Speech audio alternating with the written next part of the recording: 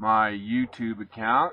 Alright, we're back on live. Hi everybody, welcome back. My name is Daniel Gray. I'm the Trailer Park Prophet.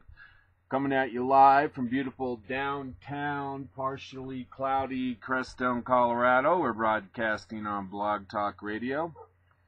This is Local Friday, where we look under the hood of what's going on in one or more local governments, because like we always say here at the Trailer Park Prophet Show, all politics is local.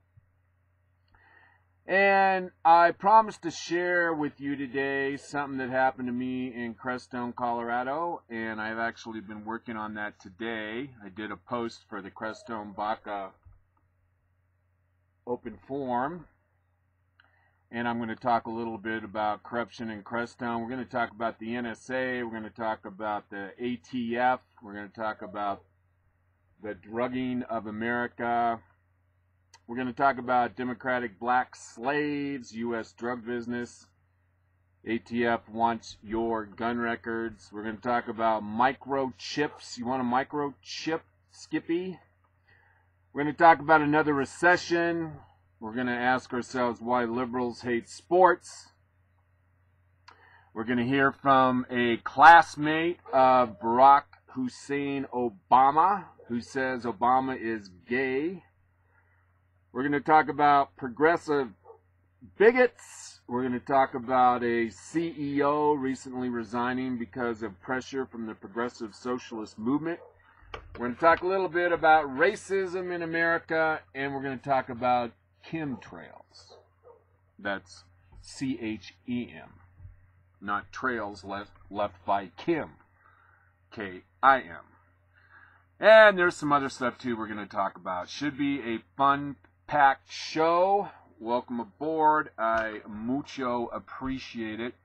Oh, and again, if you want to call into the show, you can do so by dialing 646-716-8506. Again, if you want to talk to the Trailer Park Prophet, believe it or not, you can do that by simply dialing 646-716-8506. And to the caller on Wednesday, I really apologize. You hung on there for a long time, and I bet you put your phone down and probably started doing something else. And I didn't get to you in time. You ran up your phone bill, and I apologize. And I'm going to try to all you callers. I keep promising to be better at checking my Blog Talk Radio studio. I actually have a Blog Talk Radio studio, and one of these days I'm going to have two screens, and then I'll have my Blog Talk Radio studio up so I can see in the event that someone calls. And someone was on the line a long time yesterday, or rather Wednesday, and I feel bad about that. And I hope you will excuse the Trailer Park Prophet. And remember, I only have a plastic crystal ball, so sometimes I'm not able to see or predict the future as clearly as I may with a real crystal ball. I don't know that, but it's a convenient excuse, so that's the one I like to use. You know what I want to do first, though? I'm concerned. I always get this urge that something's going on that we might be missing. And so I'm going to go ahead and run on over to the Drudge Report, and we'll check the headlines, make sure that we don't have any breaking news that we should know about. Now, I know most of you record the show, but still, you know, we do have enough live listeners that I'm trying to provide some sort of a service so that you're up to speed on the news of the day. And I have before me the Drudge Report headline here with John Kerry. Secretary of State John Kerry says, Middle East mess. And this is the Drudge Report. The headline story is 1.5 million hotel bill for Obama one-day visit in Brussels. $1.5 million hotel bill for Obama's one-day visit in Brussels. You know, no matter where the president goes, it's going to cost a lot of money. So take it for what it's worth. Stocks turn ugly. Uh-oh. go. Stocks turn ugly. Red alert, red alert, red alert. This is from CNBC, which is the business channel for NBC. By the way, I really like CNBC. If you want to know something about business, I would recommend CNBC, or NBC, the business channel for it. It says Dow drops 150, NASDAQ on track for the worst day of the year as momentum names bleed. Well, we got a little video here. It says the market is schizophrenic right now. Okay, we have a little video here. Let's see if it'll play for us. All right, take it away, CNBC. Welcome to the Trailer Park Profit Show. I know it's an honor of which you never thought would be bestowed upon you, and I'm sure you're humble beyond any measure for this pleasure. Now, this was 15 minutes ago by Yi Yin Park of NBC. And it says here, discussing if the momentum run is done and where they are deploying their clients' cash with Michael Clofton, Philadelphia Trust Company President CEO, Brian Lazaraskic, Case Mid-Cap Growth Fund, and CNBC contributor Herb Greenberg. Alright, looks like this video is not going to play. Looking at the current numbers, Dow down 166. S&P 500 down 24. Ooh, the NASDAQ down 114. That's 2.7% drop. That's a wallop. And we've seen 100-point drops over the last 3 weeks. But like they said, the big blue chip names are dropping today, or at least some of them. Tesla, Netflix, Amazon, Priceline, Google Class A and Class C. That's not good news. And the jobs report was more or less in line with expectations, but the market has been up for 4 consecutive days. Note Elliott Spar, market strategist with Stephen Nicholas, quote, those that were long the big cap NDX stock names used the rally as a selling opportunity to, it got very ugly after yesterday's lows were pierced. Selling targets. No, selling begets selling, so money managers can protect their performance. Yep. All right. Well, the headline is actually bigger than... Oh, back to Drudge. The headline suggested that we were having a market collapse. I guess not collapse. Ugly. Unemployment stuck at 6.7%. Nearly 180,000 more women out of work in March. God, that's horrible. Speaker Boehner says, where are the promised jobs? Hillary partnership taking U.S. backwards. Okay, I don't really see much here. And you heard about the new Fort Hood shooting. Some crazy Latino guy who is reportedly unstable was a guy that took 4 lives at Fort Hood in Texas yesterday. I think it was a policewoman who had a gun that finally took the shooter out. And the big irony is that under Clinton and partially under Bush, I think, maybe not, but definitely under Obama, the bases, military bases in America and across the world are gun-free. Our soldiers, sailors, airmen, the best trained marksmen we have in the world are not allowed to carry firearms on military bases. Now, how stupid is that? Uh-oh. Here we go. We might have talked about this story. This is a story from... Oh, we talked about this on Wednesday. About 50 to 100 black kids attacked this little white family. Was that Detroit? You know, I can't keep all these black on white crime straight. But okay, this story that I just saw on Drudge is from CBS Detroit, and we might even have a video. It says here that as a 54-year-old Roseville man clings to life in the hospital following a brutal mob beating on Detroit's east side, many are starting to wonder if the whole thing was racially motivated. At first reported by WWJ News Radio 95, an 11-year-old boy suffered a broken leg on Wednesday when he was hit by a pickup truck after walking into a street near Moran and Balfour. The driver, Stephen Utash, immediately got out of his truck after hitting the boy and was viciously attacked by 10 to 12 men. The beating was so brutal, Utash was rendered unconscious. Utash's son, Joseph, told WWJ Gary Lundy Thursday night that his father remains in medically induced coma, nearly unrecognizable due to his injuries. He said his wallet was stolen from the truck. Quote, "If it went on any longer, my dad wouldn't be in the hospital right now. He'd be in the morgue. The way he looked, I was surprised that he's alive," he said.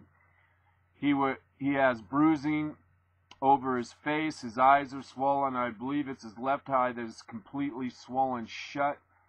He also has a big, huge knot on his forehead like he got hit with an object, not a fist. And it goes on, you know, we got a state representative, Alberta Tinsley, a Democrat from Detroit, told the WWJ legal analysis Charlie Langton the incident appears to have racial overtones, adding it's wrong. And let's see, I guess there's actually is a video that shows the attack, and there were at least 20 to 30 people on the scene. Oh man, this is really horrible. And I can't even keep track how many of these black on white violence acts have actually taken place. I would have to say it's epidemic. You know, this is PC America. This is politically correct. I mean, this is the double standard that we have in this country now, that somehow blacks and Latinos are held to a lower standard than our whites, particularly in criminal areas. And it's the expectations, the low expectations, which in my mind are nothing more than a nuanced racism. And once you have lower expectations for one color of people over another, then you're creating a caste society, is basically what you're doing. So anyway, another black on white gang mob attack, this time in Detroit. Alright, okay, I guess that's it for Drudge. Well, let's see what time we got here. We got 1:16. Okay, you're listening to the Trailer Park Prophet. Daniel Gray, your host today from beautiful downtown Crestone, Colorado. On Blog Talk Radio, this is Loco Friday. And today I want to start off, I want to take this next 15 minutes and talk about, well, first I want to recap what I was talking about 3 weeks ago. I was talking about my experiences in Littleton, Colorado. I'm from Littleton, Colorado. And in 1972, one of my best friends, Bob Lee, went over and picked up my other best friend, Jim Roush, or wanted to pick him up and take him over to my house, but Jim wasn't allowed to go because the night before, Jim and Bob and I, or actually Bob and I, got in this big, huge fight. And we'd been drinking and, you know, blah, blah, blah, blah, blah. Jim wasn't allowed to come over to my house. So Bob was leaving Jim's house, and Jim jumped on the back of this Volkswagen And Bob Lee drove like a maniac through the streets, and eventually Jim was ejected from the Volkswagen. He was standing on the bumper of the Volkswagen holding on to the little drip gutters, you know, on those Volkswagen Bugs, and Bob Lee was intentionally trying to shake him off. And after 6 blocks of twisting and turning, Jim finally was ejected from the car, hit his head on the sidewalk right in front of the Vandersteeg's house, whose son happened to be my sister's boyfriend. But Jim got jettisoned from the Volkswagen Bug, his head hit the curb, Jim died instantly. And this was right on the line between Arapahoe County and the town of Littleton, where we lived. But Bob Lee had a father. Frankly, he was very politically corrected. He was on the Littleton School Board. He wrote an article for the Littleton Independent. He knew Senator Armstrong really well. He was very well connected, but he was able to keep the police, or in this case the Arapahoe County Sheriff, from prosecuting Bob for reckless endangerment or murder. And of course, Bob's father was able to go over and talk to the Roushes and convince them that Bob was repentant and there's no sense ruining Bob's life, and convinced the Roushes not to prosecute Bob Lee. But at any rate, Bob Lee was set free, or Bob never had to face the consequences for Jim's death. And that's why the idea that all politics is local means so much, because if people were to stand up against the Lees and demand that Bob be prosecuted for murdering Jim Roush, Bob Lee would have never wound up being the chief of staff for Governor Bill Owens, Colorado Governor Bill Owens. Bob Lee wound up being chief of staff for Governor Bill Owens. And that's why all politics is legal, or all politics is local, excuse me. Bob Lee's political career should have ended after killing Jim Roush. And yet he was allowed to go on and eventually wind up in the governor's mansion. All politics is local. And I wanted to mention that again because it's just crucial to understanding why it is that the founding fathers and even the ancient Greeks recognized that freedom's not free of responsibility. You have a responsibility and a duty to understand the issues, to understand the players, and to be actively involved on the political square. Freedom's not free of responsibility. All right. Moving on to Crestone. I worked at the Colorado legislature from 1979 to 1995, 96. And I had made a promise to myself that I would spend the second part of my life in rural Colorado. And so eventually I left the State House and I made my way to Crestone, Colorado, 1996-95. And I ended up in Crestone because I thought I wanted to live around Salida. And I went to Salida and I got all those real estate magazines and I looked at property and I really couldn't find anything that I could afford. And then I saw this listing for a house in Crestone, Colorado. I never heard of Crestone, Colorado, but they had this house. I could afford it. I drove down to Crestone. I looked at the house. I took one walk up North Crestone with my best friend, Bailey Barker the First. And I told Bailey on that walk, we're going to live here. This is our new home, kid. And so I bought the house. And I wanted to move in. There was a tenant in that house, a lady named Kizan Lakai. And Kizin lived there with her one son. She had one young son, her youngest son, who was living at the house. And then this house that I bought on 201 Silver Avenue was also the home to the Crestone Butte News, which Kizin Lakai was the editor of. And so I needed a place to stay, and I just bought the house, so I had to politely ask Kizin to move out. She was real nice about it. And in fact, there is a beautiful ornate wood stove, a cooking stove in there, and I actually sold it to her on her request for $200. And I did that because I felt guilty because I was dislodging this woman from her property that she lived in for a number of years. And I regret now selling her that stove because it was really ornate with all the chrome. It was beautiful. And it was worth a hell of a lot more than $200. So anyway, I move into this house.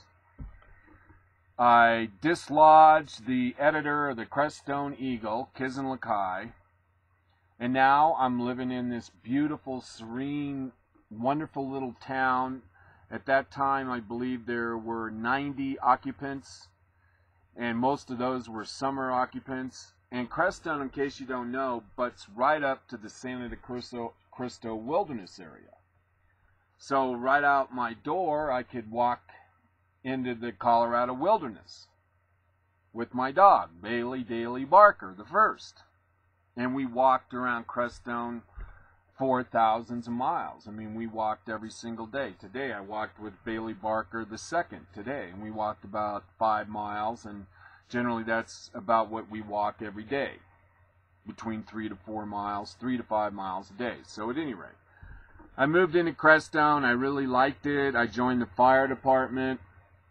I became a volunteer fireman, and I started working for this lady who had a lot of money. She actually had 2 boyfriends. She was way ahead of the boyfriend curve. Pollyanna, I believe, is the correct term. And so I drove her all around. She was a musician who couldn't drive, and she was playing in various orchestras, so I would drive her to practice, rehearsal, and to performance. I called it my driving Miss Daisy. Plus I did a lot of landscape work for him and build fences and other things. At any rate, I had a pretty good job. Things are going pretty good in Crestone. And lo and behold, after a while, I believe it was in 1998, I decided to run for the board of trustees of Crestone, Colorado. And I run and I get elected. And the first meeting we have after the election was when we first got to know who won in the election.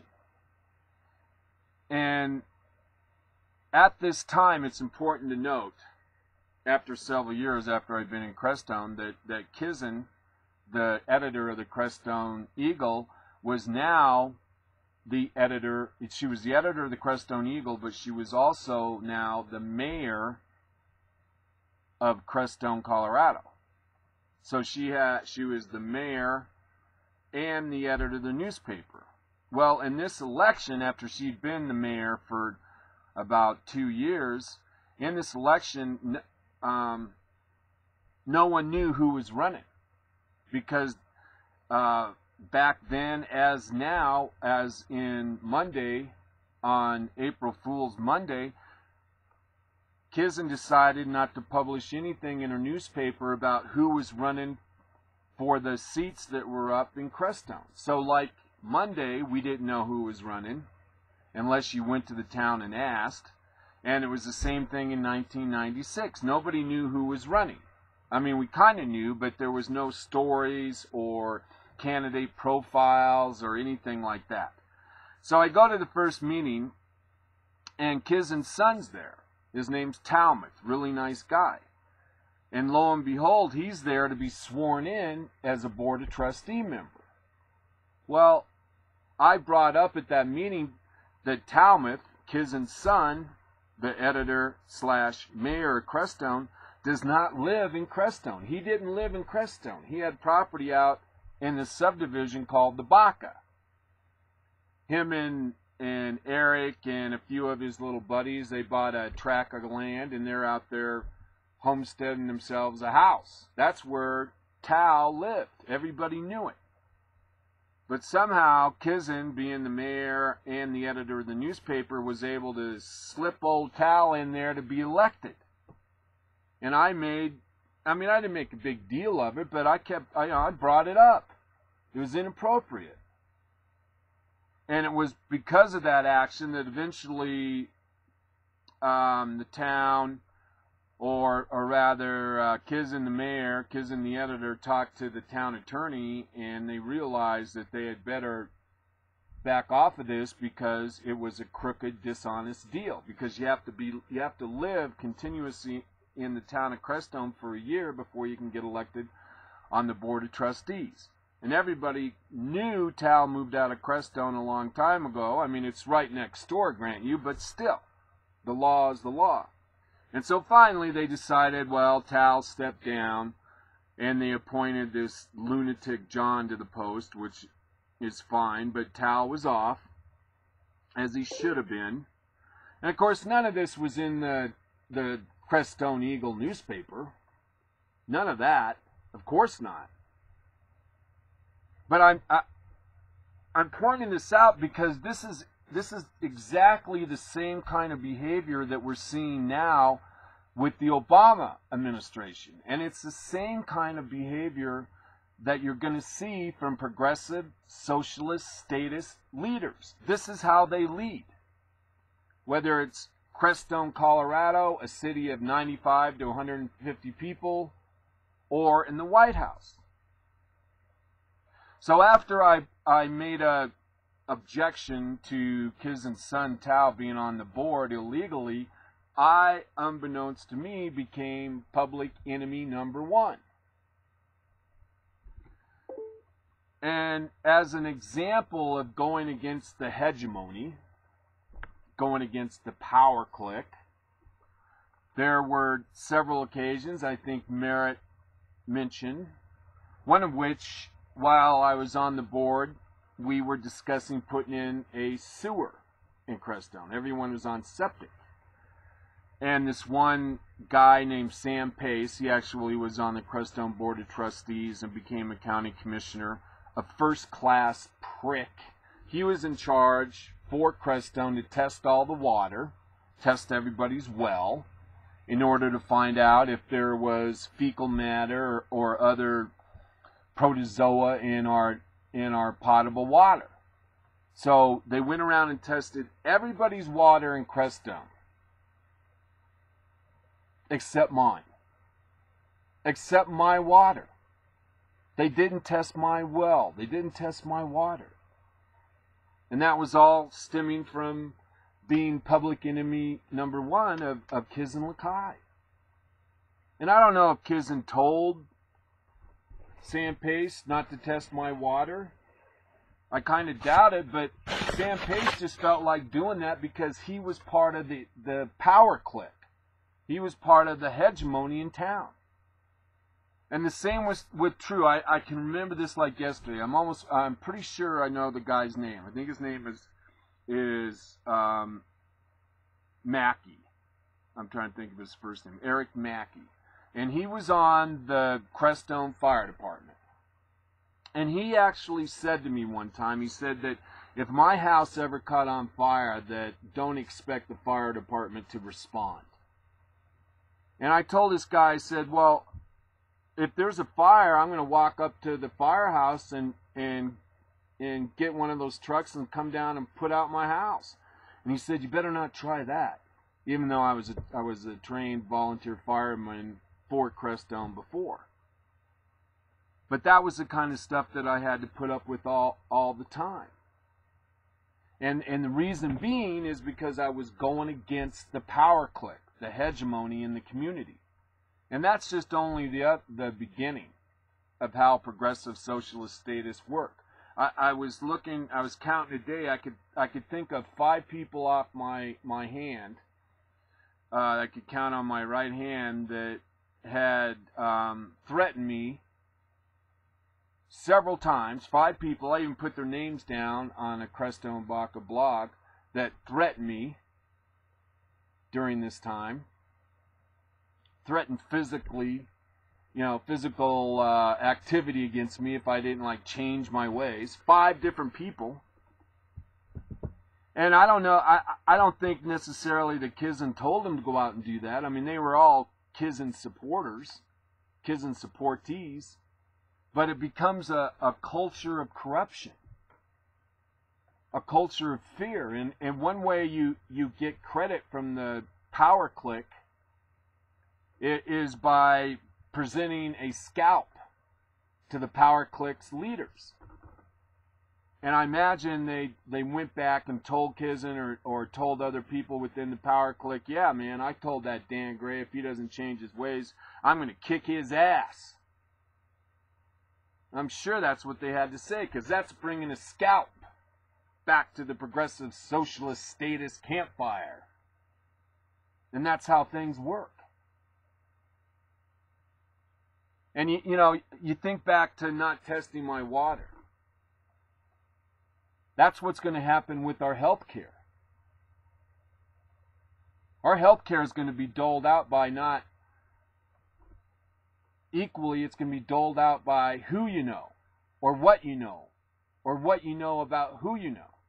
That's why I've been screaming from the rooftops about these healthcare, Obamacare navigators. It's a recipe for corruption. And you could see this Crestone example. They didn't want me to find out if I had fecal matter in my water. Test everybody's water but mine? And what do you think if you are on a Tea Party list, or a gun list, or a Second Amendment list? I mean, we already know in Obamacare that doctors now are required to ask a litany of tests. One of which is there a gun in the house? If so, how many? What kind? That's the doctor's job now under Obamacare. And I'm telling you, all these Obamacare navigators, I mean, we already know this, that a lot of them are political operatives, community organizers, progressive, socialist, statist, community operatives. Those are the people that are the healthcare navigators. So if you're not a progressive socialist statist, then the chances are you're not going to get the health care that you were promised. And I bring this down to the micro so that you can extrapolate to the macro to see exactly what is wrong with these people. And Kizin is a perfect example in a microcosm. She's from Chicago. She operates exactly like Sal Alinsky, Edward Bernays, exactly like Francis Fox Piven, Sal Alinsky. She operates exactly like that. And she's going to do for Crestone what Democrats and progressives have done to Chicago. Same style of politics. Smack mouth politics. I call it political terrorism, because you never know what they're going to do. And when I sat on the board of trustees in Crestone, they would bring things up on the calendar, special orders, that they wouldn't be on the agenda. In fact, I got to tell you this. When I got on the board of trustees, the town council did not print an agenda. There was no agenda anywhere in town. And I pointed out that that was in the statutes. You got to print the agenda. It's got to be posted on the building and the post office and one other place. I mean, I read the statute to them. It said exactly what they had to do. And they were pissed. But at least they started printing the agenda. But then what they would do is just bring stuff up on the agenda that day of the meeting. Big stuff. Like the sewer, that whole issue got brought up on special orders, added to the agenda, so nobody in town would know what was going on at the meeting. They did that kind of stuff all the time, the same way the national government works, same way that Congress works. Remember when I talked about how Obamacare was passed on special orders, which meant it didn't have to go through the committees of reference. It was just brought up on the floor, and then they're given an hour to debate, and then they vote on it. That's how Obamacare got passed. Not one person in the whole world read Obamacare before it was voted on and passed. Not one. And that's what they did in Crestone all the time. And then what they would do too is I would show up at the meeting and they'd put something on the agenda like Dan Gray's goats. And then we would spend almost the whole meeting talking about my goats and how they terrorize people and on and on and on and on and on and on. I would be the subject of the meeting. And another time it was Dan Gray and his llama. And then one time they brought up that they were going to try and censor me. I only had 2 months left in my 4-year term. And then right out of the blue, up on special orders, they decided to censor me. No warning, nothing. And that's why I call Kizan Lakai a political terrorist. And another thing she would do too all the time is there was a situation where before we got the sewer, one of the business people in town, Frank Snyder, had his own sewer lagoon. Well, it was being overutilized. It had a laundromat on it, and another hotel was added on it. And so when you looked at the lagoon, it was all foamy from all of the laundry detergent. Well, I mean, Kizan allows for an editorial in her newspaper that accused me of going through the fence and pouring laundry detergent into the sewer lagoon and causing it to foam up. And I wrote an editorial back, letter to the editor back, refuting that, and never got published. So everyone in town thought, I have so much money I could go buy pallets full of laundry detergent, sneak into the sewer lagoon, and spend my time and money pouring all of that laundry detergent into the sewer. But a lot of people believe it. Just like the media today, misinformation or lying by omission. But what Kizan was doing was following what Sal Alinsky says to do. Tear away at the character of your opposition. Constantly pound away at the character of your opposition. And she could do that through the newspaper. She could do that through the whisper circuit. And people respond to that. It becomes a culture of corruption. And the same kind of thing happens all over the United States. I know it does. I watched it here in Crestone. I watched it in Gunnison. I watched it in Crested Butte. And I watched it in my hometown of Littleton, Colorado. And that's why all politics is local. Because if you can't nip corruption in the bud locally, then it's going to grow. Or it's going to continue on. It's going to beget more corruption. It's going to demonstrate to the kids how the political process should work. Meaning that you should be connected. You have to be connected. You got to be a part of the power clique. Alright, I don't know if I have anything else to say about Crestone. I guess that's good enough for right now. But I'm just angry. We just had this election on April Fool's Day. No one knew who the candidates were. And then one of the judges for the Crestone election on Monday is none other than one of the lead ladies, can't even think the name escapes me right now, Janet Woodman. Janet Woodman is one of the Crestone election judges, and she's the #2 woman at the Crestone Eagle. And even still today, Kizan is still on the town government. Kizan, the editor, is still on, well, I mean, she's a Crestone Board of Trustee today.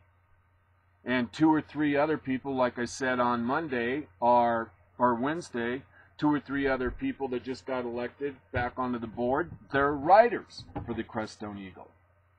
And what Kissin's done here in Crestone is exactly what Sal Alinsky and Barack Hussein Obama would want. Textbook.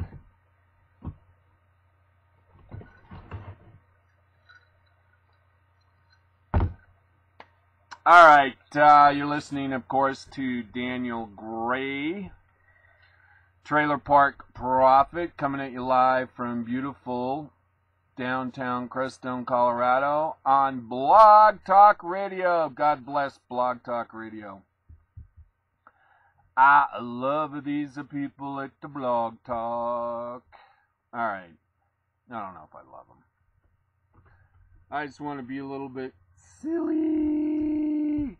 All right, you know, I don't know if you've noticed, man, there has been a plethora of stories out there about various federal government agencies taking extreme liberties at gathering information, deciding to arbitrarily go and visit some of the various entities that these government agencies are supposed to regulate. But, I mean, I get the feeling we're turning into a police state under Barack Hussein Obama. And I believe we have 2 or 3 stories here today that exemplify just that. And this story here I got from America's Freedom Fighters. Story posted 2 days ago by Clark Kent. Oh no, I guess actually it's by Robert Gale. Says new information suggests that the Department of Justice may be compiling a nationwide gun ownership database using data collected by the National Security Agency. The focus of NSA's abuses of privacy has focused on their collection of metadata from phone calls, from mobile phone calls, but justification for the collection outlined in administrative white paper last August centers on revealing relationships between individuals under the logic any documents or data that establishes a relationship could be targeted, including financial reports, location information, and firearms sales. This would fall under the Patriots Act, parentheses, business record allowances, which permits the collection of much more than phone data. Information, of course, is not forthcoming from the NSA or the Obama administration, but some lawmakers might be aware of the issue. In the proposed change to the Patriot Act, it specifically excludes the bulk collection of the following: library and book records. Who goes there anymore? Firearm sales records, tax return records, education records, most medical records. But see, what we're finding now, whether it's Obamacare or the ATF or the NSA, what these government agencies are doing, and we know this from the Tea Party experience, is that all these various agencies are sharing records. So they're cross-checking, and they're able to go after the people. I mean, this is the worst kind of tyranny ever imaginable. It says also that it's also supposed to exclude... Oh, okay, they're repeating themselves. So anyway, there's this notion that maybe the NSA is doing more than actually looking for terrorists. Not that that should be any surprise. All right, here. Moving on, next story. Okay, see here. Okay, here. This was yesterday or... Yeah, I think this was yesterday. Yesterday before Congress, the ATF, Alcohol, Tobacco, and Firearms Director, testified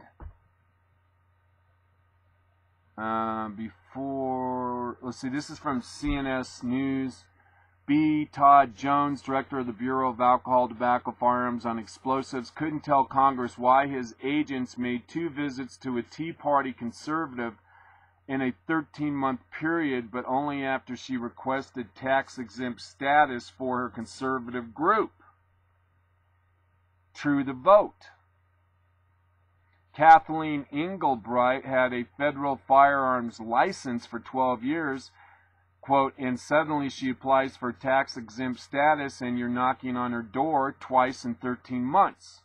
Rep. Jim Jordan, Republican from Ohio, told Jones at a hearing on Wednesday, Congressman, that ATF generally does FFL compliance inspections only in cases with high-risk indicators, such as criminal activity, but none of those indicators applied to Engelbrecht. Imagine what this lady felt like, a heated Jordan told the News. She gets the full weight of the federal government coming down on her and her family and her business, and she's trying to do is get a tax-exempt status that has been routine for 50 years, and suddenly now the federal government is saying, no, no, no, you're not going to get the tax-exempt status, and you're going to send 4 federal agencies out to harass you, including ours. So here, let's go. This is a little testimony that took place yesterday. Again, this is from cnsnews.com. Are you familiar with the name Catherine Engelbrecht? I think that is an individual who, yes. Okay. And you're familiar with the fact that she testified in front of this committee 8 weeks ago, and her testimony under oath was that in 16 years of operating her business, the only interaction she'd had with the federal government was filing her annual tax return.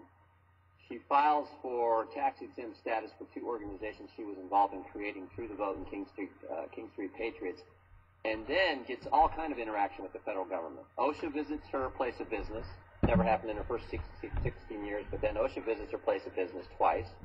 The IRS audits both her personal and business records for 2 years. The FBI pays her 6 visits, 2 in person, 4 on the phone, and another organization, your organization, pays her 2 visits as well. I sent you a letter 6 weeks ago asking for documents relating to the visits ATF made to Ms. Engelbrecht's place of business, and you've yet to respond to us. Is there a reason why you can't get us those documents? Well, I can check into what the delay is in the response. I can tell you, Congressman, that it's been 6 weeks, Mr. Jones, and it seemed to me to be a pretty simple search. Put the name Engelbrecht into your computers, come up with the documents, get them to Chairman Issa and myself. my understanding, Ms. Engelbrecht's interactions with us, and I cannot speak for any of the other federal agencies involved, a license request and a qualification inspection, and then a follow-up. So she had that license for 12 years. Why did you suddenly decide to go visit her? She previous 12 years never had any interaction with you. You visited her in February 2012 and April 2013. Why did you visit her on those dates? Why did you visit her twice in 13 months when for the first 12 years you never paid her any visit? Congressman, I will get back to you on the letter. Let me read what the Inspector General's report says about how ATF goes out and looks at federal firearms licensees' compliance inspections. It says you look for high-risk indicators. Is that true?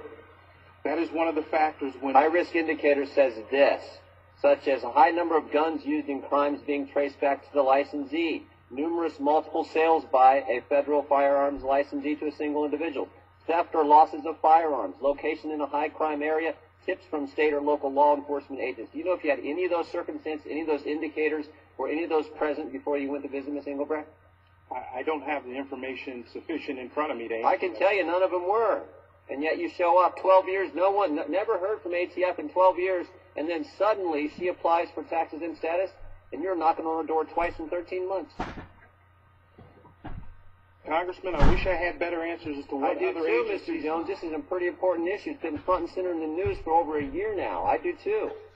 Can you imagine what this lady felt like? She gets the full weight of the federal government coming down on her, her family, and her business, and all she's trying to do is get a tax-exempt status that had been routine for 50 years, and suddenly now the federal government's saying, no, no, no, you're not going to get that tax-exempt status, and we're going to send 4 federal agencies out to harass you, including yours. Well, Congress, it's unfortunate that you and Ms. Engelbrecht think it's harassment. From our perspective, it's part of our regulatory function, both to do qualifications. You think it's unusual that 4 federal agencies visit her in that short time frame? I can't speak for other agencies other than ATF. Let me ask you this. Did anyone at the White House encourage ATF to pay Ms. Engelbrecht a visit and go inspect? No.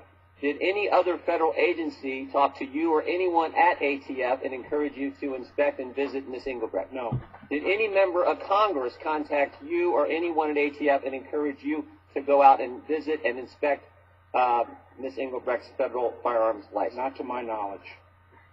No knowledge of anyone contacting you at all. Did you talk? Have you talked to anyone, any other federal agency about what you learned or discussed or discovered when you visited Ms. Engelbrecht's place of business? Not to my knowledge. What did you discover when you visited there in February of 2012 and April of 2013? It's a qualification inspection. I have no idea based on what I have. Was there any citations, any problems, any fines, anything that you discovered? I don't know. Our understanding is there's not. We've talked to Ms. Engelbrecht. In fact, we had her sit right in that same chair and answer questions from this committee. Let me ask you one other question. Did Tom Perez have any input into your agency's determination to go and inspect and investigate Ms. Engelbrecht's place of business? No. Okay. Mr. Chairman, I yield back.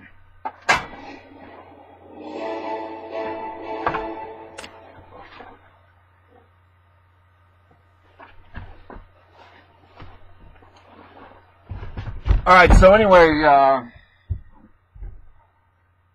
there you have it. I mean, this is Obama's America. And the Tea Party people will tell you straight on, this is exactly their reality now. That if you're looking for a 501c tax-exempt status, that you're going to have the full weight of the federal government come falling down upon you.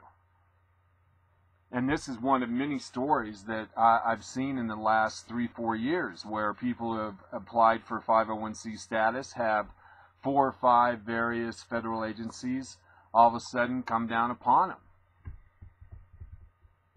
That's tyranny, my friends.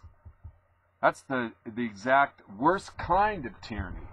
When the government is actually out there as a predator against the government's foes.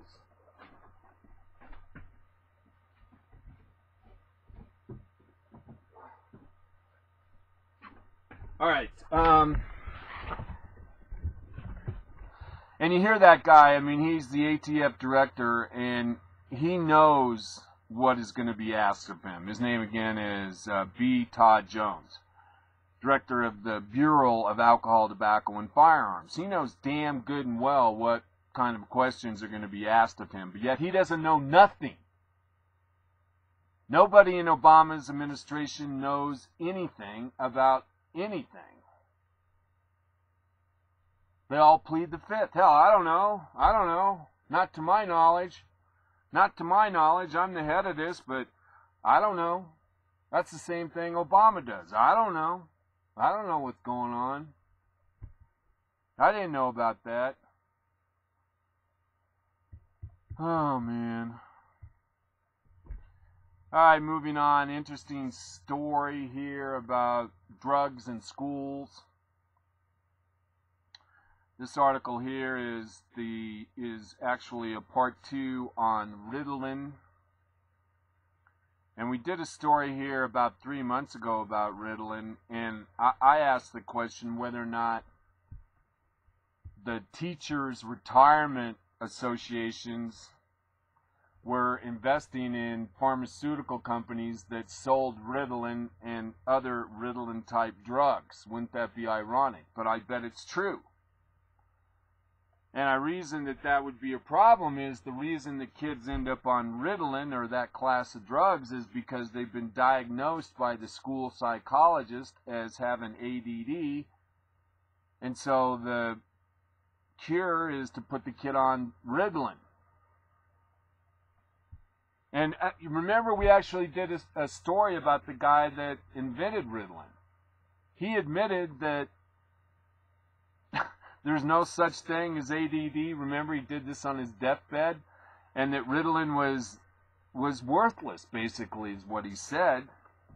Now, this is from the Washington Times Community, and this is in Wythe, Colorado. No, Wythe, Colorado, Virginia.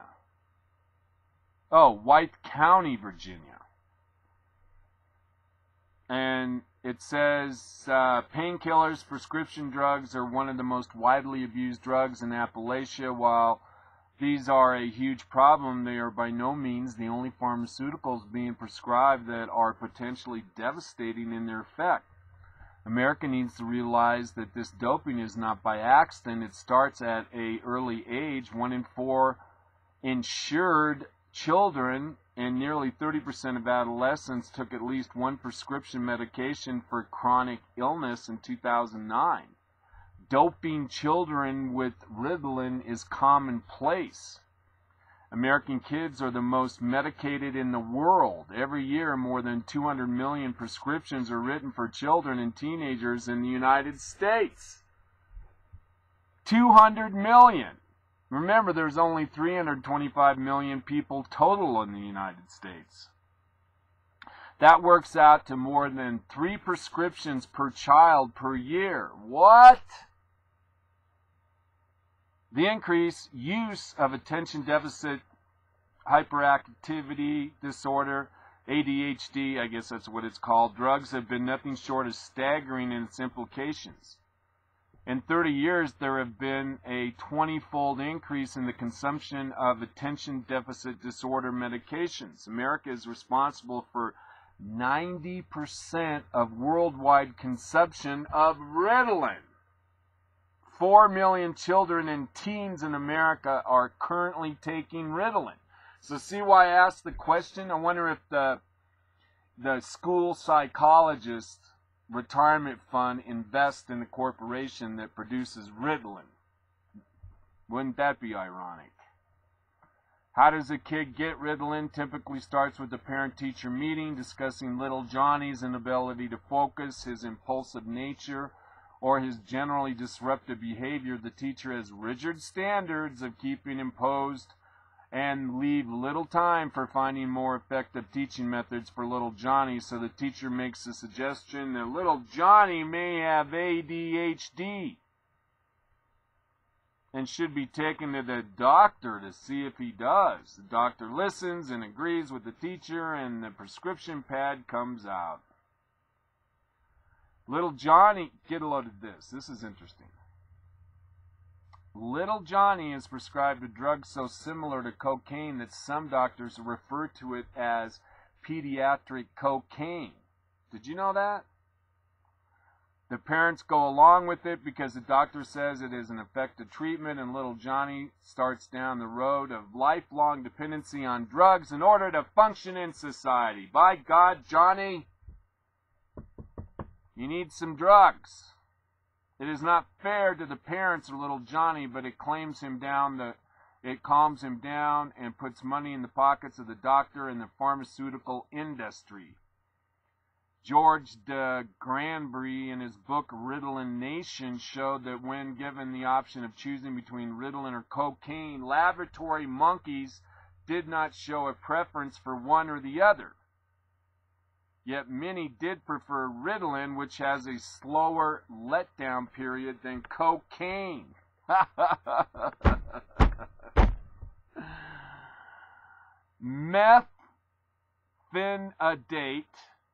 Methylenphenidate, the active ingredient in Ritalin, is indeed very similar to cocaine. Both drugs use the same receptor site in the brain, give the same high, and in medical research are used interchangeably. I had no idea that was the case.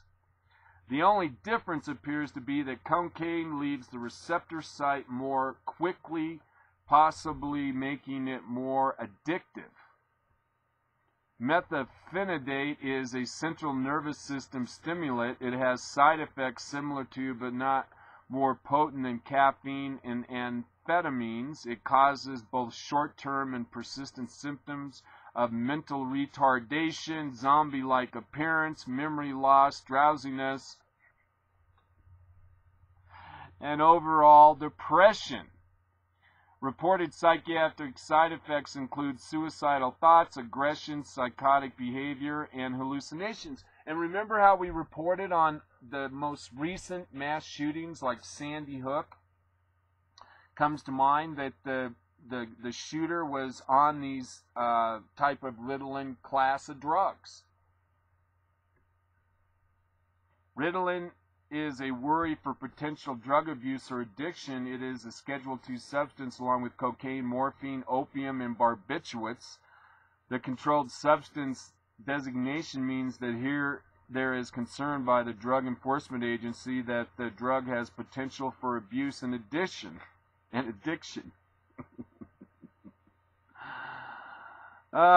Consider the following. Sean Cooper, a 15-year-old sophomore at Notice Junior High School in Notice, Idaho, fired a shotgun at his fellow students in April. Cooper was on Ritalin. Thomas Solomon, 15-year-old at Heritage High School in Conyers, Georgia, shot and wounded 6 classmates in May. Solomon was on Ritalin. Kip Kinkle, a 15-year-old at Thurston High School in Springfield, Oregon, killed his parents and 2 classmates and wounded 22 other students last year. Kinkle was on Ritalin and Prozac, an antidepressant. God, I hadn't heard of any of these mass shootings. Eric Harris, okay, we know him, one of the Columbine high school killers, was on the antidepressant drug Lulox. Lulox is prescribed for obsessive compulsive disorder and depression. Rod Matthews, 14, beat a classmate to death with a baseball bat in 1986 in Canton, Massachusetts. Matthews was on Ritalin since the 3rd grade.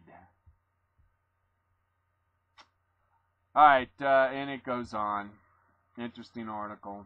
Again, that was from the Washington Times community section.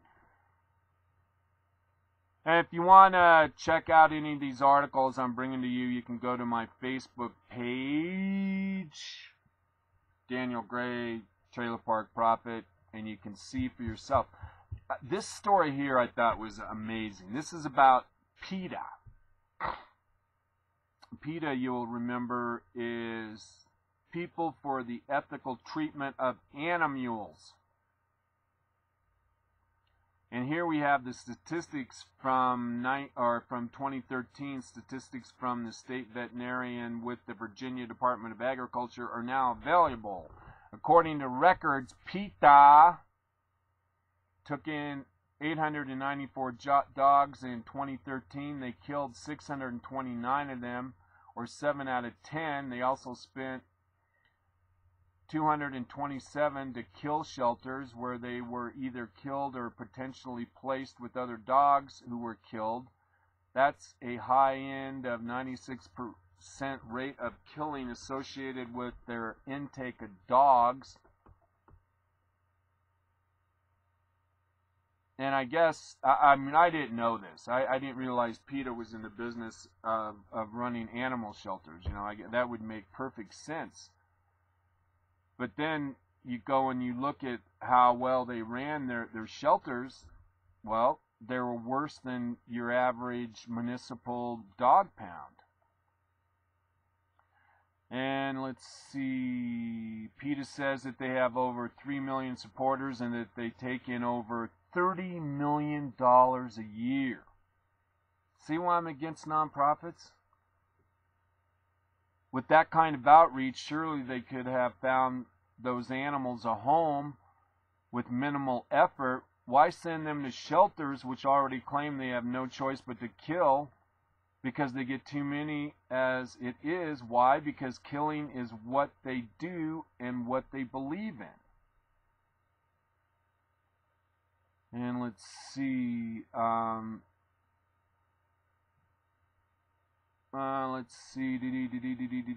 they had some other stats I wanted to share with you, but basically this article is suggesting that it looks like PETA is kind of opposed to actually publicizing the dogs they have available in their PETA-run shelters, and rather than go through the effort of looking for homes for these dogs like you would think that they would do, they just go ahead and euthanize them.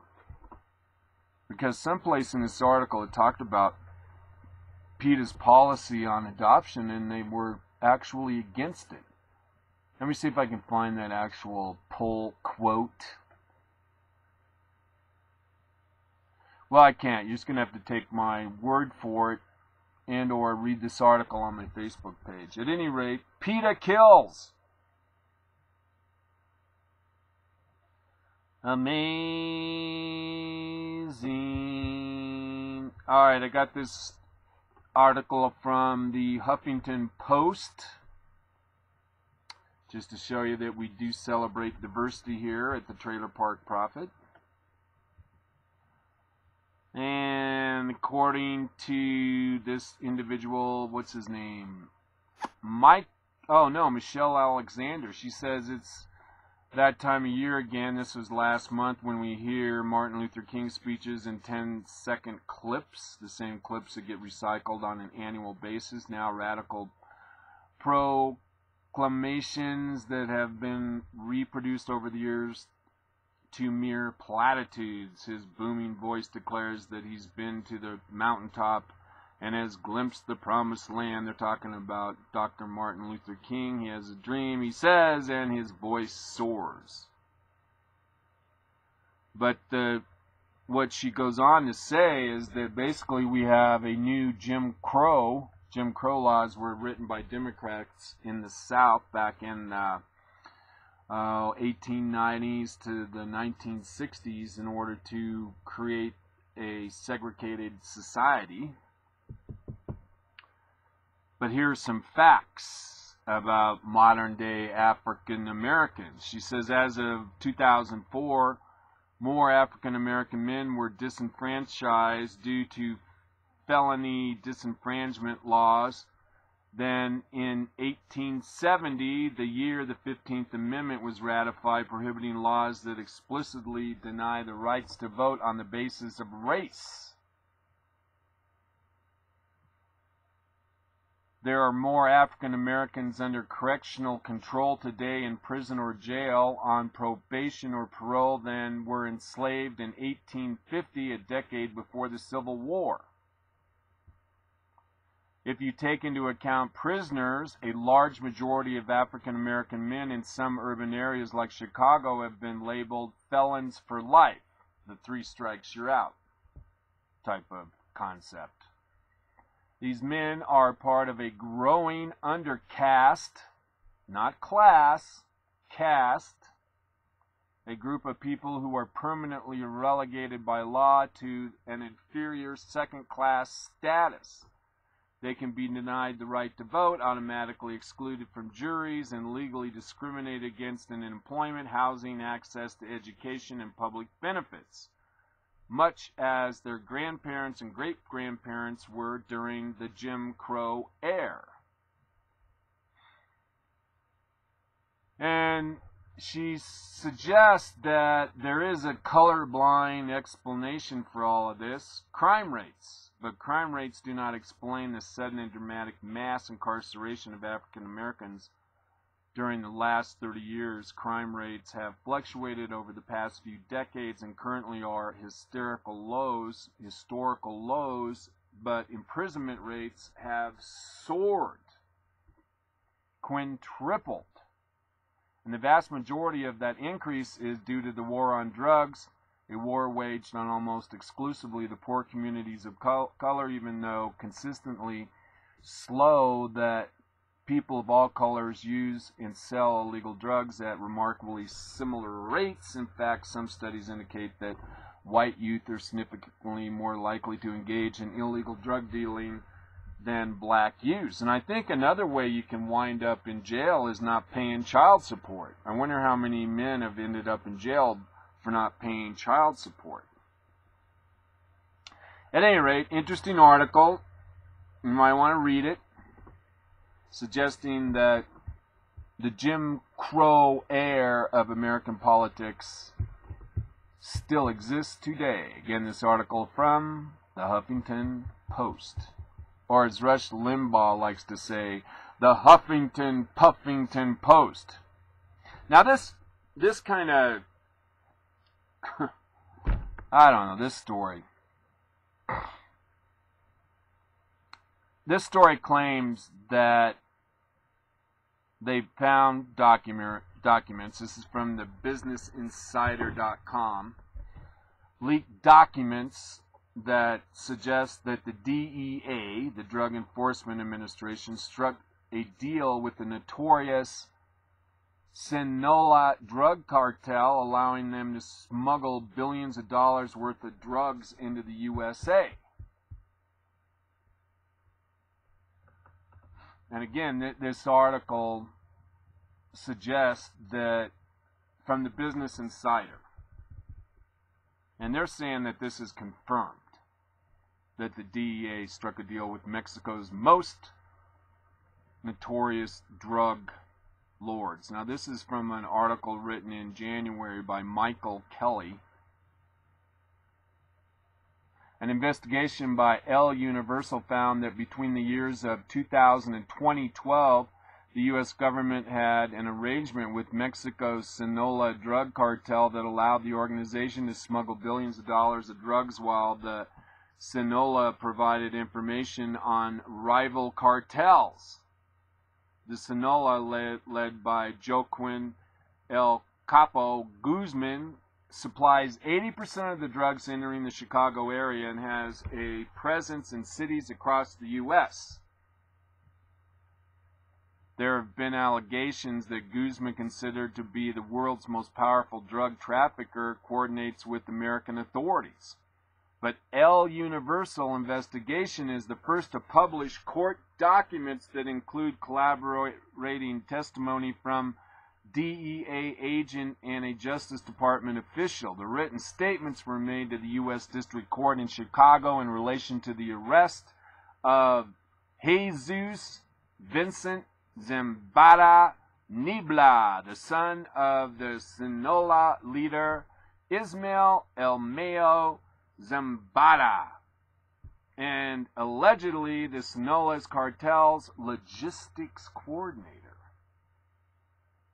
Here's what the DEA agent Manuel Castron told the Chicago court. Quote, on March 17, 2009, I met approximately 30 minutes in a hotel room in Mexico with Vincent Zambada Nibla, the two other individuals, DEA agent David Herrod, and a cooperating source, the Sinaloa lawyer, Loya Castro, with whom I had worked since 2005. I did all the talking on behalf of the DEA. A few hours later, Mexican Marines arrested Zambada Nibla, a.k.a. El Vincentilo, on charges of trafficking more than $1 billion in cocaine and heroin.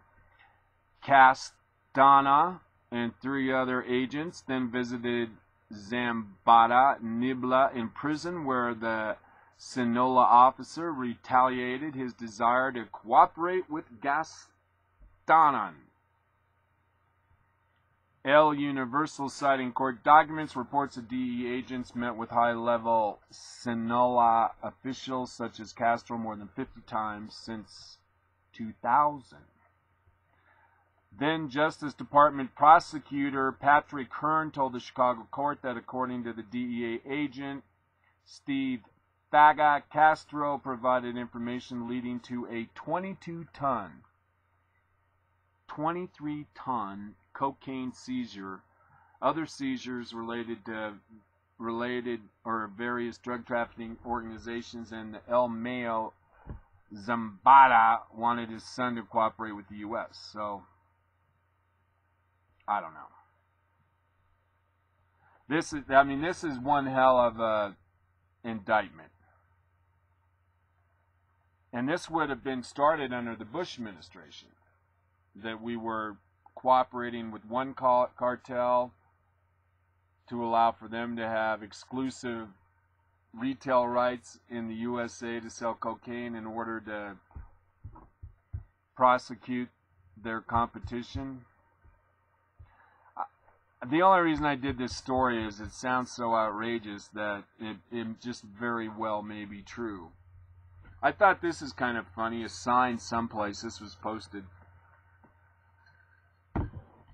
on my Facebook page. It says, please neuter your pets and your weird friends and relatives. Oh, now here we go. This is what I'm talking about. This is where government is headed. This story came from Freedom Outpost. Don't tread on us. And what are we doing on time here? We're at 2:17. I guess we're doing okay. All right, now I read this article, a pretty interesting article. Let me read the first paragraph, give you an idea what these people are talking about. Uh-oh. Oh, you know what I should do right now? Before I do this story, I should probably go back to my Blog Talk Radio studio and see if we have any callers, which we don't. At least not right now. I'm there at my Blog Talk Radio studio and no callers. Now, if you'd like to change that, you can do so by dialing 646-716-8506. Again, Profit. 646-716-8506. If you'd like to talk to the Trailer Park Prophet here on Loco Friday, you can do so. Oh, okay, here we go. Now this story, this is kind of spooky. Here's what happened. I'm just going to give you the lowdown. Let me read this first paragraph. This will give you introduced to all the names. Last year, Gun Owners of America warned that the ATF, Bureau of Alcohol, Tobacco, Firearms, and Explosives, is going from dealer to dealer, gun dealers, copying the information on these forms and feeding it into a database. Quote, "We've seen in recent weeks how this unconstitutional agency is legally terrorizing small business owners such as Ayers Armour and raiding their establishment to gather information on their customers in what many people believe is part of a plan to create a national gun registry database. Now comes another story out of Maine." Now this guy, Phil Cabot, he's the owner of Packin' Arms. What he's saying happened is that he started getting irregular visits from the DEA, the ATF. Sorry, I misspoke. The ATF came to this Packin' Arms, this Phil Cabot's gun business, and brought a hand copier and was trying to copy all the names of the people that have legally bought guns from this Mr. Cabot. Uh-oh, something's going on. Hang on a second. Since it appears you're calling back into a live show, we are reconnecting you now. Alright, I'm back. Alright, sorry about that. We were interrupted. God knows why. You're listening to Daniel Gray, the Trailer Park Prophet, broadcasting live on Blog Talk Radio from beautiful downtown, partly sunny Crestone, Colorado. This is Local Friday. Welcome aboard, my fellow lovers of liberty. We're talking about a story in Maine about this guy who owned a gun shop, Packin' Arms. This guy's name is Phil Cabot. And this ATF agent kept coming to Cabot unannounced, out of their regular routine, and was trying to make copies of Cabot's paperwork on who bought guns. And let's remember, on this paperwork, you got the name, you got the social security number, you got their driver's license. I mean, you got these people hook, line, and sinker. And this ATF agent kept insisting on using this handheld scanning device, and he came back on 3 different occasions to get more information, and this Cabot guy kept saying, hey, look, you got to have a court order for this information. If my customers find out that their social security number or the fact that they own a gun gets in the hands of some other government agencies, or if they wind up on some other list, and, you know, like happened with that other lady, the alphabet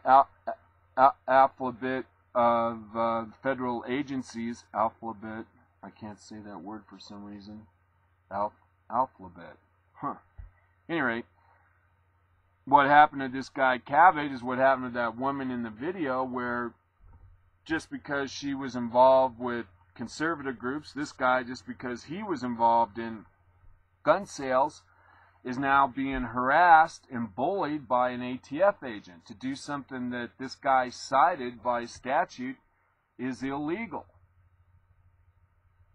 And the law reads, no such rule or regulation prescribed after the date of the enactment of the Firearms Owner Protection Act may require that records required to be maintained under this chapter or any portion of the contents of such records be recorded at or transferred to a facility owned, managed, or controlled by the United States or any state or any political subdivision thereof, nor that any system of registration of firearms, firearms owners, or firearms transactions or dispositions be established. Nothing in this section expands or restricts the Secretary's authority to inquire into the disposition of any firearm in the course of the criminal investigation.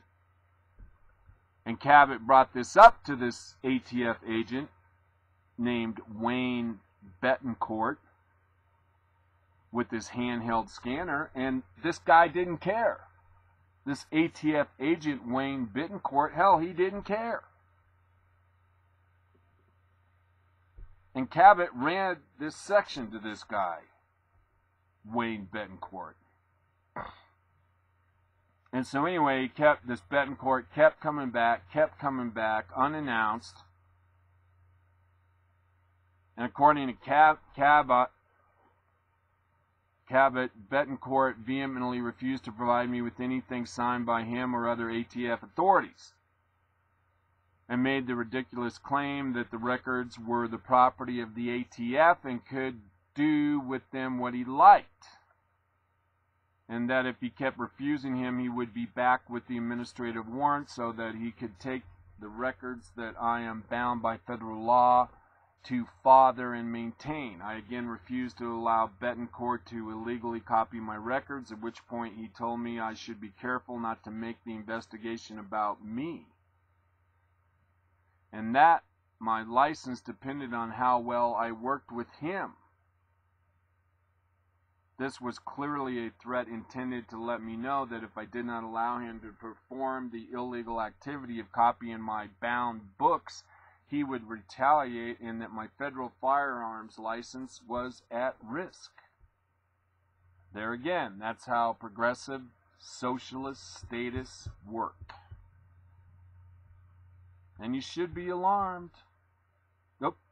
Where am I? Okay. Now, this story's from NBC. This one kind of freaked me out a little. I'm sure this is going to freak you out.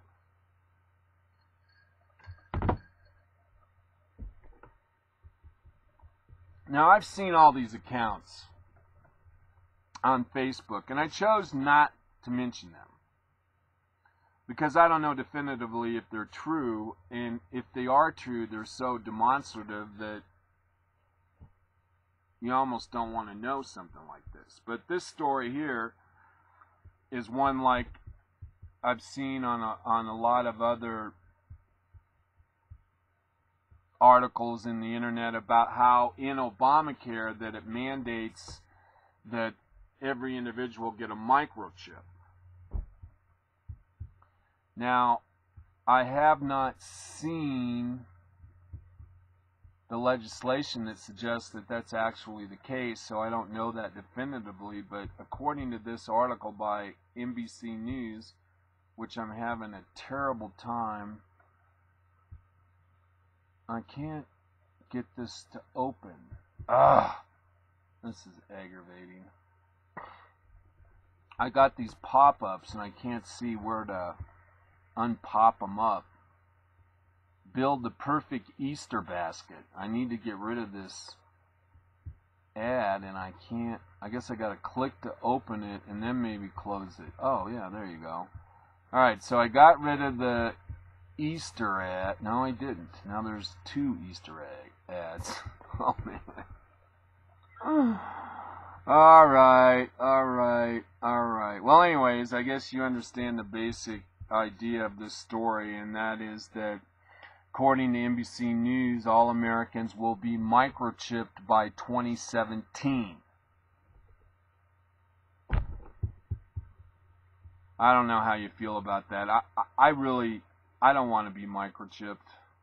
I don't know why I have a bad feeling, because if they do microchip you, then they're able to tell where you are.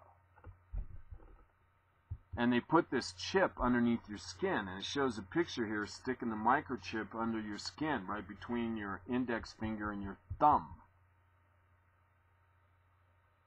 And, oh, here's a little headline from that. It says, the NBC predicting RFID implanted in Americans in 2017, or are they the mouthpiece for the beast? If you take the RFID microchip, they can track your every move, control your money. Now let's see if I can get this to post now. This is an interesting article. I wanted to share it with you, just because it's so darn creepy. Oh, I guess we do have a video here from NBC. So let's go ahead and listen to this NBC video on whether or not by 2017 every American's going to have a microchip. Instead of having a chip on your shoulder, you're going to have a chip in your hand. More now of our special coverage here tonight, life in the U.S. in 10 years' time. By that time, there may be all kinds of new ways to safeguard and identify all those things that make each of us unique, our faces, even our fingerprints, even our eyes. Here now with more on the future of technology, NBC's Tom Costello. The year is 2017. You're rushed to a hospital unconscious with no ID or medical history, but thanks to a microchip under your skin, it's all there. Science fiction 20 years ago, but a biometric reality today. The technology is based on answering one simple question. Am I who I say I am? Already, fingerprints and iris scans verify passenger identities at airports. Within 10 years, that technology may be even more widespread. And look for more complex facial recognition programs that scan a crowd of thousands looking for a single terrorist. Today's facial recognition software starts with the eyes. Then it maps out the contours of the face and compares that against a database of millions, a database that's growing by the day. What's next? At the University of Bath in England, researchers predict big changes for consumers. I think it is possible to free us completely of our wallets and keys using biometric technology, if that's what people want in 10 years' time. In fact, it's already here. The latest home security locks use fingerprints to control deadbolts. And at the Jewel Osco grocery store in Chicago, some customers pay using their fingerprints. No paper or plastic. You don't really need anything other than your hand, and you already got that with you. So will future department stores scan our irises, like in the movie Minority Report, then offer products catered to who we are? Hello, Mr. Yakamoto. Welcome back to the Gap. Experts say that technology is here now. The challenge is to safeguard our privacy in a brave new world. Tom Costello, NBC News, Alexandria, Virginia. You know, I have mixed feelings about being microchipped. I mean, if you happen to be lost, or like you said, you were involved in some kind of a tragedy and they couldn't identify you because you were unconscious and maybe you didn't have your ID, but they're able to scan your microchip, and it may very well have your name and all of your medical history on that chip. You know, it's kind of a tough call, but if the government is in on it and they want to be able to use that chip for tracking you, I mean, that's kind of creepy in my way of thinking. And it just seems like the more we rely on the government for protection, the more our liberty is eroded away. And you can pretty much justify about any intrusion if you say, well, you know, it's going to provide you more security. I mean, security at the cost of liberty, I'm not sure is worth it. Benjamin Franklin made a quote to that effect one time. Oh, here's the labor news. We talked a little bit about this early on. The most recent labor numbers are out. This is from CNS News. says the nation's unemployment rate is unchanged at 6.7% in March, as the labor force participation rate ticked up from 63% in February to 63.2% in March, and the number of unemployed increased by 27,000. And the participation rate is the number of people who are able-bodied within the work age parameters. That's what the participation rate is. So 63% of the people that are of work age are working, 63%. So the other 37% of those people aren't working, and that number of people, that 37% not working, participating in the labor force, is 90 million people, which is a hell of a lot of people.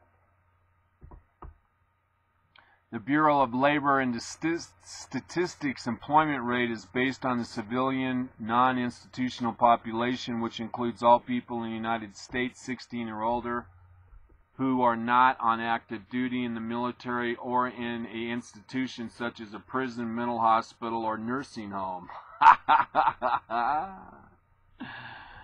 Alright, well, it just goes into the wonky numbers. It's pretty interesting if you kind of like that stuff, which I do, but the problem is that, sure, the unemployment rate is 6.6%, but remember, those people are people that are looking for work.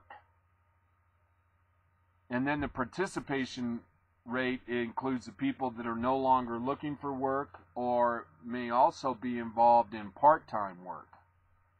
So we have a lot of people not working. And remember, the administration's number, the 6.6, is the U3 number, which doesn't include the participation rate. So if you were to include the people that are not actively looking for work, the unemployment rate, if you use what's called the U6 number, is closer to 12% unemployment. U3, it's 6.7. U6, it's 12% unemployment rate. It's all whether or not you include the participation rate in the labor market or not. And I think the U6 number of 12,000 is a lot more accurate than the U3 number of 6.7. Boy. Well, you know, liberals, for some reason, can't have fun. They can't have fun on their own, and they're wholly against other people enjoying themselves as well. This week is the start of the professional baseball season, and for some reason, the left wants to tell everybody what they can and cannot do. And here is an article written by, I believe, Mark Levin in the MRC Culture and Media Institute, who claim to be advancing truth and virtue in the public square. They have an article here written by Mark Levin, Into Left Field, 5 of the most obnoxious political intrusions on sports. Let's see if I can find the list. Number 1, the Redskins. Take a handful of American Indian activists, add the arrogant liberal sports press, and suddenly anybody who doesn't think the Redskins need to be changed is on the wrong side of history. And most Indian groups don't give a rat's ass about the name Redskins. And they don't really see it as a pejorative term. But like they said, they got a few activists together, a few Indians, and now they're manufacturing an issue that's well beyond the scope of the actual people that actually give a damn about whether or not the Washington Redskins are called the Redskins or not.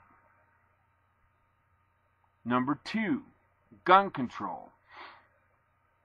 Costas, who is a weirdo reporter, likes to lecture. In December of 2012, he gave America the benefit of his conventional liberal wisdom on the Second Amendment.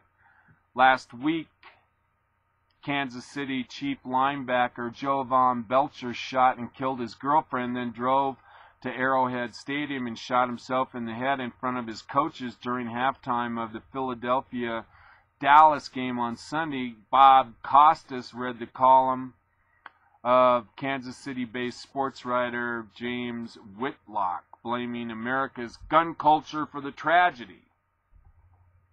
So, I mean, sports is a diversion.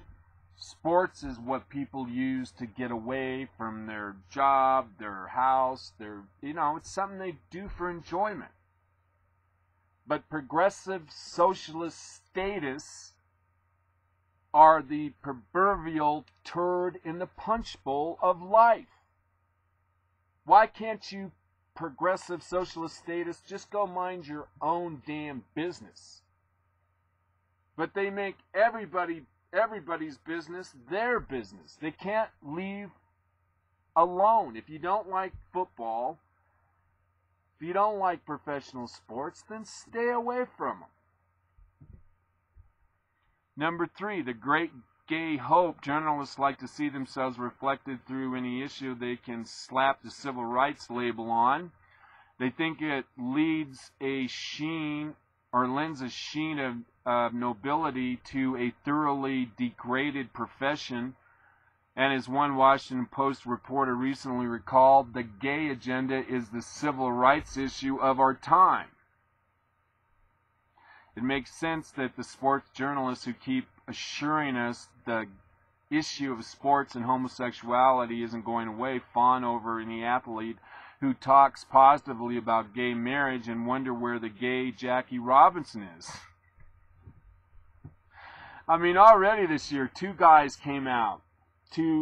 What was it? It was an NBA college draft prospect and another guy who was with the NFL. They came out and said, "Oh, I'm gay," and I mean the media trumpeted that as if it was the second coming of Christ. And I don't think does anybody really care whether or not somebody's gay? I doubt it. I mean, does a guy in the NFL care about a guy being gay? I mean, I'm sure there are a lot of gay guys in sports, and a lot of them aren't out there making a public spectacle of themselves, or they're not a militant gay. They're just people. Number 4, Tebowing the Christians. The case of Tim Tebow represents the other side of the special pleasing coin.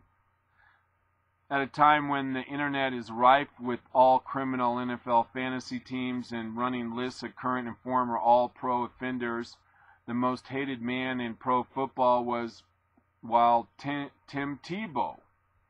And the reason he was hated by the media is because he came out and said that he believes in God. He believes in Jesus. And the lamestream media went out of their way to ridicule Tim Tebow. Now, if one of these, I mean, I'm sure there's several players in the NBA or the National Baseball or NFL that are Muslim. And if they did a Tebow thing on the field where, he went on one knee and blessed himself after the game. If some Muslim player ran out on the field and with his prayer mat and faced east, the media would think of it as the greatest thing to ever happen in modern media. That's why they call getting Tebowed in sports. It says on Tebow's black eye, Huffington Post, Mark Axelrod wrote in 2010, quote, "So I'm to believe that Florida beat Oklahoma because Tim Tebow had John 3:16 painted beneath his eyes?"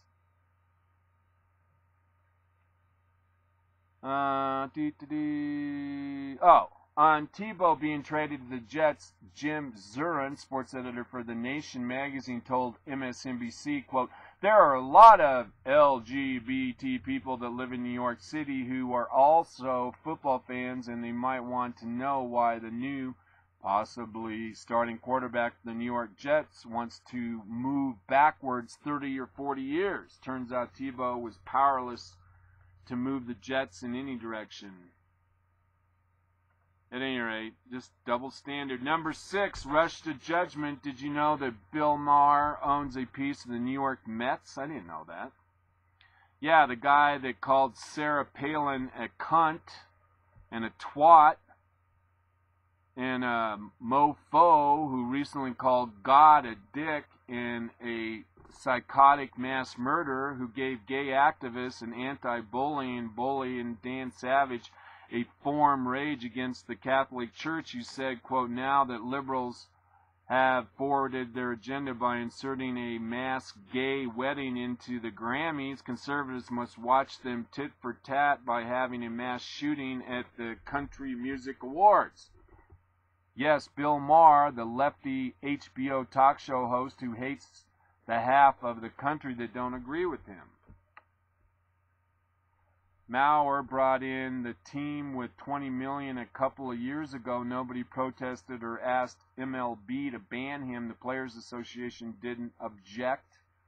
The New York Times thought it was just swell.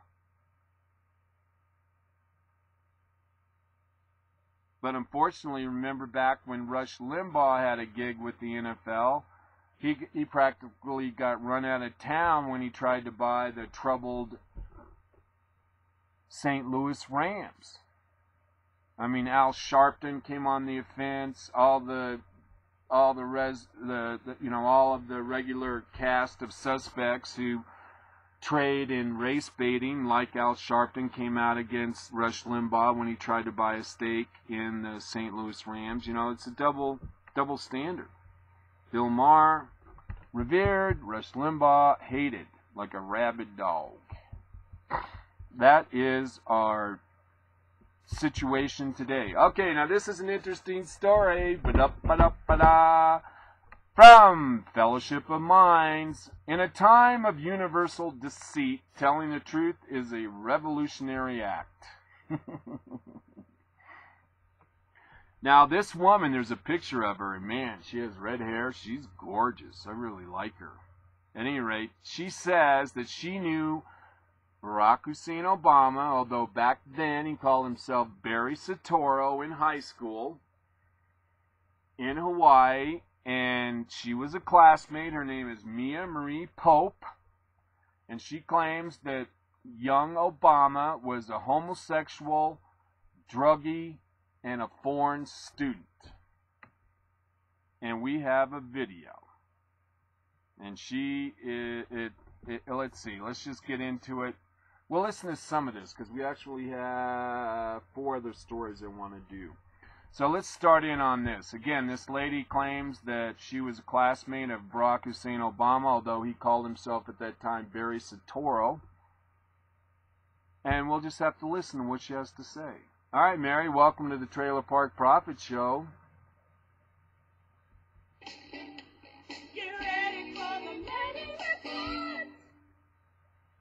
We have a special guest now with an exclusive, Mia Maria Pope, who lived in Honolulu, who is a contemporary of the Mac Daddy Obama. She knew him as Barry Soetoro in the early years there when he was a high school student. And Barry always, according to what Mia is going to say to us in a few moments, identified himself as pretty much as a foreigner, and also as a cocaine-smoking homosexual on the order of Richard Pryor type. And so she knew him, conversated with him, and is ready now to talk to the Manning Report about her relationship with the Mac Daddy. She calls him Barry Soetoro. Back in the 70s. Mia, are you there? Yes, sir, I am here. Well, first of all, we thank you for calling us today and informing us of this information you have as a personal reference of Obama. Could you just kind of run it down and tell us how you knew him? What was some of your participation or actions or interactions with him? Okay, I'm happy to, and thank you for having me on, Dr. Manning. I really admire your good work you're doing. I was born in '63. My family, I was born in California. My family moved to Waimanalo, Hawaii when I was a young infant. So all of my formative years were spent in Waimanalo, Hawaii, which is on the island of Oahu. And then my father's work, he was a musician, and then we would fly back and forth from California to Hawaii. So invariably, I spent my summers, we would have like a hotel or we'd get an apartment in Waikiki. Now, I did not meet or see Barry Sotoro till about 1977. I was about late 13, 14 years old. And, you know, during those years, during the summertime, we as neighborhood kids, we would sort of hang out, and we all sort of, you know, knew each other's business and didn't really have anything to plug into. We pretty much hung out in Waikiki and at the beach and so forth. And I knew of this individual. His name was Barry Sotoro. And he always portrayed himself as a foreign student. And that didn't mean much to me then, but, you know, that's just what we knew about him. And he wasn't really close within my particular circle of friends. He was a little bit older than me. And he very much was within sort of the gay community, which there is a thriving, even back then, gay community in that area, particularly the Diamond Head area. And we knew Barry as just common knowledge that, you know, girls were never anything that he was ever interested in. And, you know, as a young teenager, you know, as a young girl, I mean, it was clear to me that Barry was strictly into men. And, you know, not that I had any designs on him or anything. I mean, he and I really didn't even get along because one of his attributes that's still evident today is that he was even a pathological liar back then. and I'm not kidding. I mean, every time this guy would open his mouth, the most outlandish stories would come out of his mouth. And so pretty soon we would I actually, you know, I'm going back over 30 years here, but I remember us saying, you know, like, Barry, don't you ever get tired of lying? You know, he was a pathological liar even then. He'd make you tired. What were some of the kinds of lies he would tell? What some of the lies, just for an example of was he just egotistical? Was he lying about? Yeah, it was always, yeah, exactly, Dr. Manning. It was always some self-aggrandizing thing. And I'm doing my best, you know, because I'm going back so far, it's hard for me to remember a verbatim conversation. I have very clear image memories, but it was always something to egotistically boost himself, that it was always something how he was, you know, he had this weird air where, like, he used to go around bumming cigarettes from people, which, you know, I think we all did, but the thing was with him is he would turn it on, try to, like, see if he could get something off of you type thing, and then as soon as you'd be stupid enough to hand him a cigarette, he'd snap in an instant and walk away, as if it's like instant injury, you know what I mean? So he didn't actually have a lot of friends or anything, really. He was just in the periphery, and I had some gay acquaintances, and remember, you know, this is the late 70s. I mean, drugs were around, and you know, that lifestyle was just starting to really come to the forefront, and as far as people were very out front with their personal behavior. And so, you know, it was just always one thing or another with Barry. He just seemed to be incapable of being genuine or telling the truth about anything. So that kind of turned us off. But, you know, we were young teenagers, we're naive. It's kind of like, all right, yeah, Barry the liar, whatever. And then, but one thing that he did brag about, now remember, this is the late 70s, this is before crack was invented, or if it was invented, we never saw it around. I never heard of it until the 80s. So this was, if you were going to do cocaine, it was like in the powder form, and it was very expensive. Well, here we are, a bunch of broke teenagers, and you know, in other words, for somebody to brag that they have this cocaine was, you know, somewhat newsworthy within our little clique. And he would he probably was telling the truth. He would get with these older white gay men, and this is how we just pretty much had the impression that that's how he was procuring his cocaine. In other words, he was having sex with these older white guys, and that's how he was getting his cocaine to be able to freebase. But that wasn't the nature only. I mean, his lies would be just a mundane thing. I mean, in other words, if he told you the sun was shining, you better go out and check. It just, you know, it was anything that he would lie about. It seemed like he just couldn't tell the truth about anything. How do you, I'm sure you're not the only one from Obama's childhood, but you are aware that very few, your statements now are extremely rare.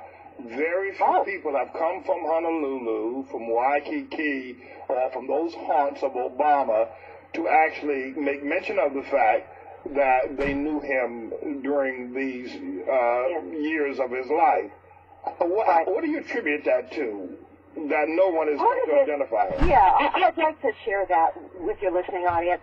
Okay, well, one, I'm a Christian, and I care deeply about my country. So there's a certain anger that is within me about this individual destroying my country. So he's not on my Christmas list. And so I don't... All right, you know, if you were cynical, you could say, well, all right, then this lady is a Christian, and obviously Barack Hussein Obama has some strong yearnings towards Islam, and she might be doing a hatchet job on good old Barry Soetoro. I don't know. I just think it's an interesting story. Even if it's fiction, it's interesting. It's about our president, for God's sakes. And any story that is even remotely believable, I think is worthy of reporting on. And anyone could go back and figure out whether this Mia Marie Pope actually was in school with Barack, and really, you know, if somebody did some investigative reporting, they'd be able to find out a lot of stuff about Barack, because obviously there's these kind of stories out there. This isn't the first one. We did one on Wednesdays, you remember. Now, the guy that was doing the interview is a reverend. His name is Dr. James David Manning. And he has his own YouTube channel called The Manning Report. And boy, oh boy, if you want to listen to a conservative black man who can talk a blue streak, Mr. Manning can do that. And I would, God, never want to get in a debate with Mr. Manning. I tell you what, he would eat you up. All right, we got to move on. I got to get out of here. Let's see, we got 1, 2, 3, 4 stories to do before we're done here. Interesting story here from the Weekly Standard. David Perdue on Karen Handel's high school graduate. A leading Republican candidate for the U.S. Senate in Georgia was criticized by a fellow primary opponent for having only a high school degree. David Perdue, a businessman and first-time candidate for office, and from what I understand is quite successful, but this woman played the, oh, you don't have a college degree on this guy. Not too bright. Interesting story. I don't know who these people are. Mozella? M-O-Z-I-L-L-A. I know I should know. It's in my mind someplace. It has something to do with the internet. Anyways, this Mozella, however you want to pronounce it, CEO Brendan Erich resigns amid protest over a Proposition 8 donation. Now, this guy back in 2008 gave $1,000 in support of California's Proposition 8, which said that a marriage should be between a man and a woman, and it passed. And by the way, it got something like 75% from the black community, and this guy gave a $1,000 donation to this California Proposition 8. And then the left, the progressive socialist statists, decided to make a big deal of it when they found out, because these records were released. See why we don't want campaign records released? And they make a big stink. And this guy's got to resign. This Brendan Erich has got to resign his CEO position at Mozella. And let's not forget, if I didn't already say it, Barack Obama held the public view that marriage should be between a man and a woman back in 2008. But this is how these people operate. This is what I call political terrorism. They find out, these progressive socialist statists find out you contributed money to someone that's against their causes or their beliefs. They're going to go after you. They're going to sabotage your career. And I think it's terrorism. 90 seconds. Because it's happened to me in Crestone. That's what I call what Kiz and Lakai did, is political terrorism. They come out of nowhere. They try to take your job. They try to damage you any way they can. Okay, we're missing a couple stories. One on chemtrails. I'll try to remember to get on that on Monday. We need to get out of here. Thanks a lot again for being here. See you on Sunday for Monday.